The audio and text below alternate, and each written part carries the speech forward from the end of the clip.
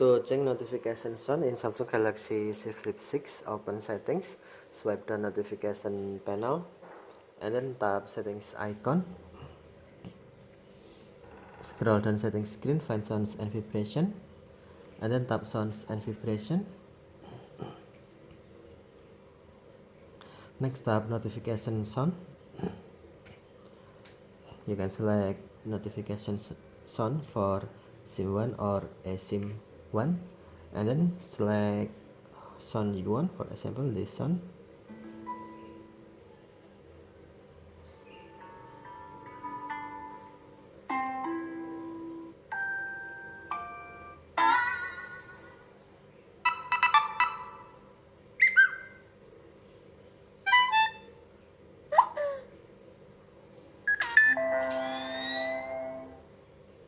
And then tap back button to save. Okay, thank you for watching. Have a nice day.